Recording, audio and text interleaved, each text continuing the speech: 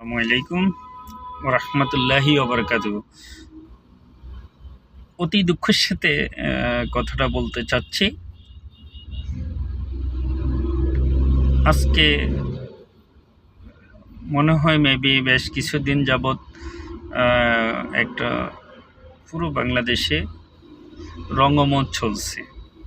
সেই রঙ্গমঞ্চটা হচ্ছে নাটকীয়। আর নাটকীয়টা হচ্ছে, দেখুন আপনারা আমরা কোন সমাজে বসবাস করতেছি।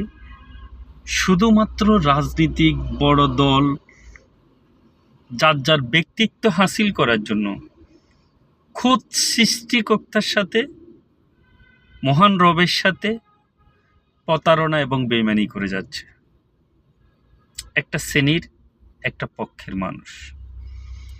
এই যে আউল ফাউল বাউল, যে বাউল শিল্পীটা আমার আল্লাহকে নিয়ে, নাউজুবিল্লাহ নাউজুবিল্লাহ,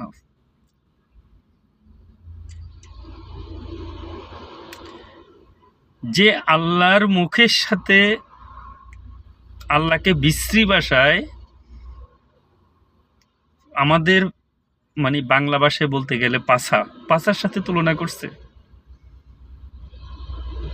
তার প্রকাশ্যে বাইতুল মোকাররমের সামনে শুক্রবার জুমার দিনে ফাঁসি হওয়াটা উচিত ছিল। সেখানে তার জন্য কিছু নাস্তিকবাদী, কমিউনিস্ট, ওইসব লোকেরা দাবি জানিয়েছে, শাহবাগ থেকে দাবি জানিয়েছে, ঢাকা বিশ্ববিদ্যালয়ে মশাল মিছিল করেছে তার মুক্তির দাবিতে। এগুলো কে? এক নাম্বার। 2 নাম্বার প্রশ্ন, আমার গায়ের পশম দাঁড়িয়ে যাচ্ছে, আমি কথাগুলো বলতে অনেক কষ্ট হচ্ছে। যে কুল কায়নাত সৃষ্টি করলেন, দুনিয়ায় সৃষ্টি করলেন, এত সুন্দর করে অঙ্গ দিয়ে আমাদেরকে প্রতিদিন আহার দিচ্ছেন, সে মহান রবের সাথে সিনিমিনি খেলা হচ্ছে। রাজনীতিক ফায়দার জন্য ইসলামিক বড় বড় দলকে আমি বলবো, তারা একটু হলে এক আলেম আরেক আলেমের বিদ্বেষী, ওর ভুল হয়েছে, এটা হয়েছে, সেটা হয়েছে কথা বলে। এদের বিরুদ্ধে কেন কথা বলা হয় না? ইসকনের বিরুদ্ধে কেন কথা বলা হয় না? কেন বাংলাদেশে নাস্তিকবাদীদের বিরুদ্ধে কথা হয় না? কেন বাংলাদেশের মানুষ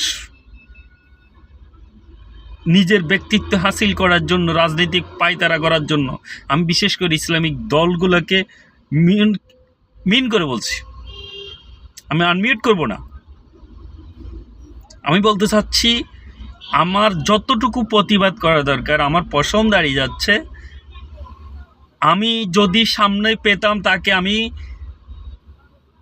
গদ্দান ফেলে দিতাম, জেল, জুলুম, জরিমানা যেটাই হতো হোক, কারণ সে আমার আল্লাহ পাক রাব্বুল আলামিনের সাথে নাহারমানি করেছে, যাত্রার সাথে নয়, যেমন তেমন ব্যক্তির সাথে নয়। মির্জা ফখরুল সাহেব আলমগীর বলছে তাকে বিচার আল্লাহ করবে, তাকে, এটা কোনো কথা হলো? তার মুক্তির দাবি মির্জা ফখরুল সাহেবও করেছেন। ধিক্কার জানাই আপনাদের রাজনীতিকে ধিক্কার জানাই। এই সমস্ত ভদ্রলোকের সুন্দর চেহারার আড়ালে পিছনে লুকিয়ে আছে কালো ছায়া।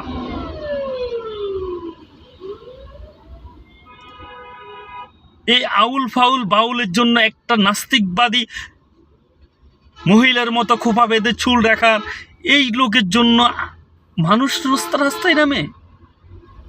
এর বিচার হবে না বাংলার মাটিতে।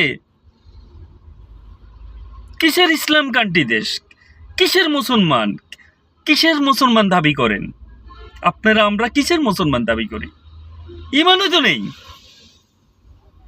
পুরো বাংলার জমিনে এতগুলি লক্ষ কোটি মানুষ, 20 কোটি মানুষের মধ্যে হাতে গোনা 5% সকল ধর্ম মিলে, তার ভিতরে এত বড় একটা জঘন্যতম হিন্দুত্ববাদী নয়, সে একজন মুসলমান নাকি জন্ম নিয়েছে, সে কিভাবে আল্লাহর সাথে নাহারবানি করে, হ্যাঁ,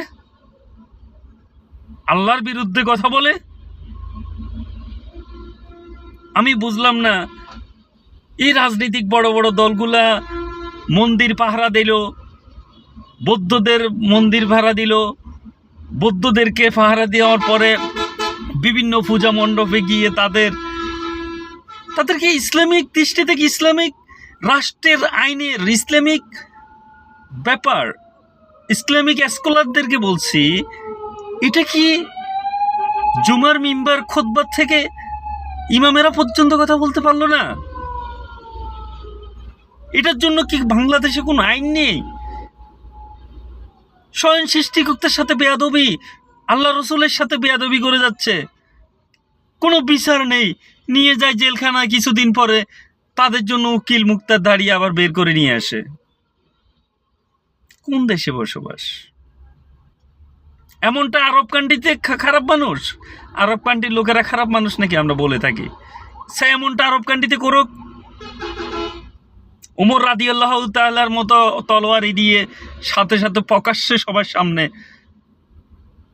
গদ্দান ফেলে দিতেন, 2 খণ্ড খণ্ডিত করে দিতেন, জানাজা হতো না, দাফন হতো না, কুকুর শিয়াল বিড়ালকে খাওয়াই ফেলতো। এই সমস্ত লেবাসধারী, দাড়ি টুপি লাগাইয়া ইসলামের নাম বিক্রি করে জাস্ট রাজনীতিক এমপি মন্ত্রী হওয়ার জন্য আপনারা ওদের পক্ষ নিয়ে কথা বলছেন। ফি নাহারে জাহান্নাম, আপনারা মরলে আমি জানি না, ইন্নালিল্লাহ পড়ব না, ফি নাহারে জাহান্নাম পড়ব, খালিদিনা ফিহা, কিচ্ছু বলার নেই। আর জাযাকাল্লাহ খায়ের, আল্লাহ পাক রাব্বুল আলামিন বিচার করবে ঠিক সময় মতো, আল্লাহ ছাড় দে, ছেড়ে দে না। তবে এখন কলিজা ফেটে যাচ্ছে, এরকম একটা আউল বাউল ফাউল যদি কথা বলে তার মুক্তি হয়ে যায়, নেক্সট আরেকটা কমিউনিস্ট, আরেকটা নাস্তিক, আরেকটা উগ্রবাদী, জঙ্গিবাদী, যে সমস্ত লেবাসদারি, দাড়ি টুপি লাগানো, ইসলামের কোনো পণ্ডিত না, ইসলামের কোনো কিছুই নেই, আগামাতা, নামাজ পড়ে না, 5 ওয়াক্ত মাথায় রাখে সবসময় পাগড়িয়ার টুপি, এই সমস্ত লোক থেকে সাবধান থাকুন। আর যারা কমিউনিস্ট করে, আর মির্জা নামে বাংলাদেশে এক মির্জা তো খোদ বঙ্গবন্ধুর পরিবারকে ডুবিয়ে দিয়ে গেছে, পানিতে চুবাইয়া ডুবাই নুকট তলা পর্যন্ত ফুটা করে দিয়ে গেছে। আরেক মির্জা পরেরা, মির্জা নামে যতগুলা রোগ রয়েছে, আমি নাম ধরে ধরে বলতে পারবো, আপনারা বুঝে নেন। এই সমস্ত মির্জা পরেরা ভবিষ্যতে খালেদা জিয়াকে, বিএনপিকেও ডুবাবে। আর যদি জামাত ইসলাম, অন্যান্য ইসলামিক যে সমস্ত দল আছে, সকল দল তার রাজনীতি ব্যক্তিত্বর কারণে বাংলাদেশে আইন প্রয়োগ, অতিমাত্রায় তাদের শাসন, আমি বুঝলাম না। আমি তো খুব কষ্ট পাচ্ছি, কাদেরকে নিয়ে কথা বলবো? এত বড় বড় বড় মাদ্রাসা, মুফতি, মুহাদ্দিসেরা রয়েছেন, এই আউল বাউল ফাউলকে নিয়ে কেন একটা বাংলাদেশে জড়ো হওয়া বসলো না? দুঃখ লাগলো। আমরা তো ইসলামিক স্কলার, ইসলামিক জ্ঞান কোনো কিছু আমাদের মধ্যে নেই, আমরা জেনারেল পড়ুয়া ছাত্র। তারপরও সৃষ্টিকর্তাকে দেখি নাই, সৃষ্টিকর্তাকে মানি।